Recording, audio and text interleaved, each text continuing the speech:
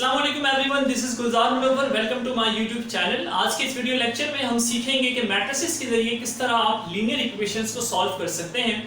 इससे पहले हम लीनियर इक्वेशंस को सॉल्व करने के डिफरेंट मेथड्स के ऊपर वीडियोस बना चुके हैं, like substitution method, comparison method, elimination method और क्रैमर्स रूल के ऊपर पहले से हम वीडियोस बना चुके हैं और उन मेथड्स को हम डिस्कस कर चुके हैं।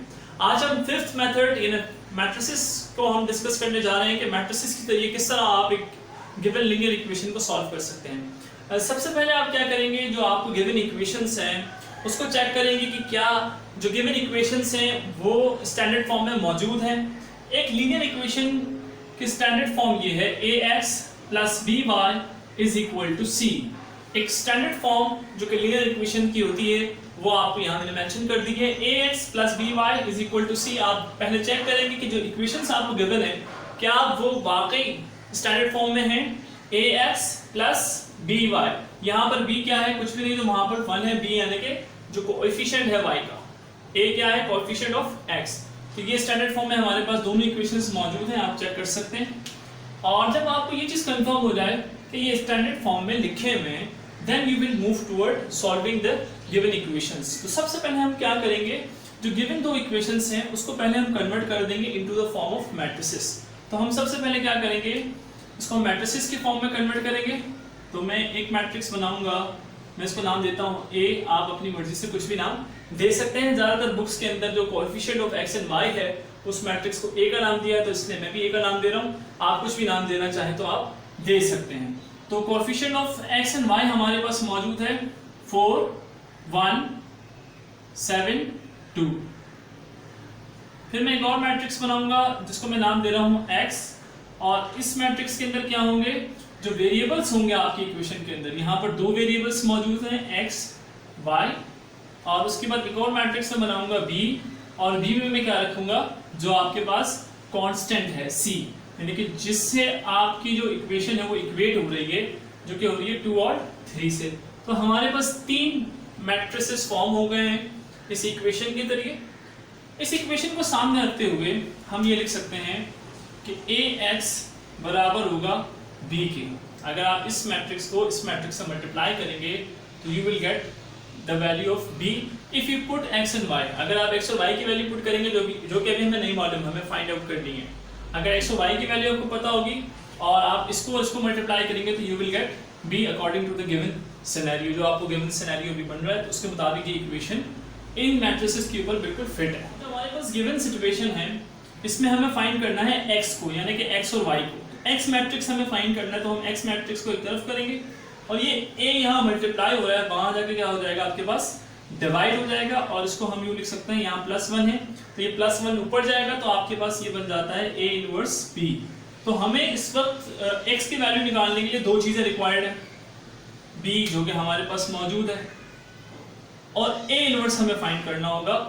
a इनवर्स हमें निकालना होगा और a इनवर्स को हम मल्टीप्लाई कर देंगे b के साथ, तो हम इजीली फाइंड आउट कर देंगे x को। तो आइए हम पहले निकालेंगे अब a इनवर्स। तो a इनवर्स कैसे निकलता है आप सब जानते हैं बखूबी।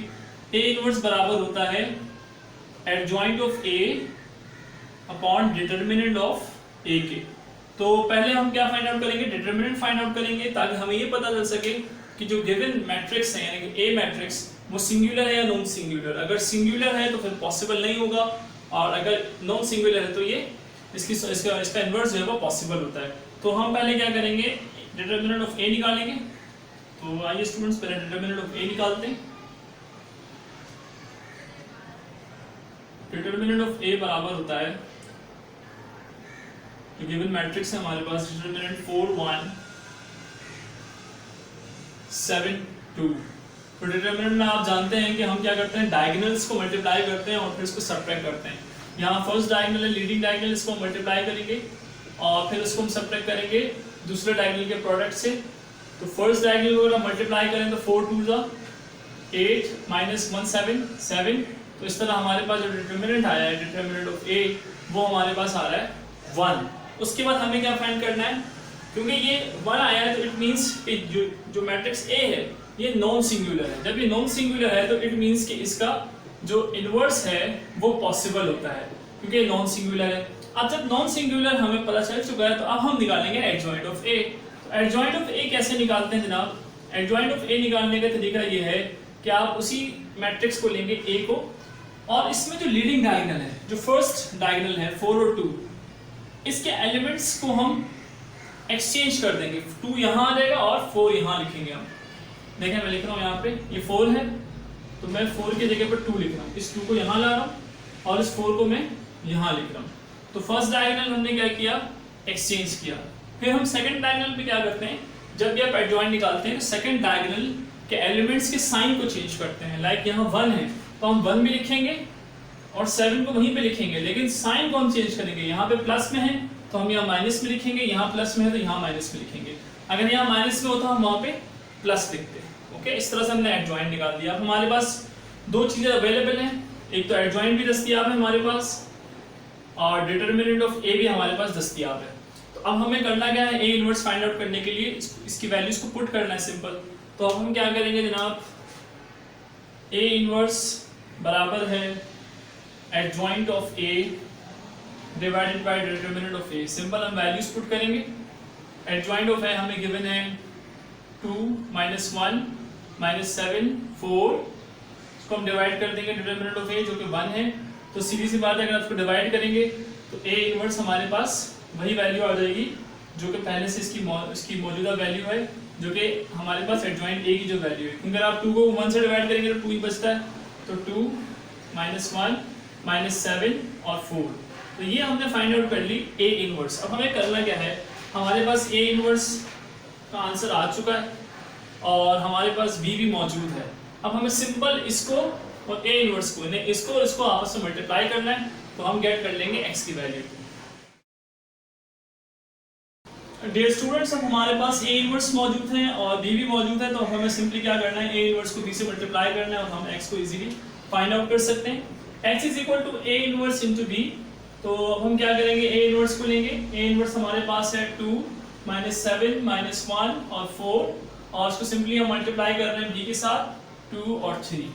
मल्टीप्लिकेशन के लिए आपको पता होना चाहिए कि क्या शर्त होती है। शर्त ये होती है कि फर्स्ट मैट्रिक्स के नंबर ऑफ कॉलम बराबर होने चाहिए सेकंड मैट्रिक्स के नंबर ऑफ रॉस के। लाइक यहाँ पर अगर एक कॉलम है और 2 कॉलम है तो यहाँ शर्त ये है कि आपके पास रॉस कितनी हो, 2 रॉस हो। तो ये यहाँ पर जो मैट्रिक्स है इसके आपने क्या देखना है, कॉलम देखना है, और यहाँ जो मैट्रिक्स है इसके आपने रॉस देखने हैं।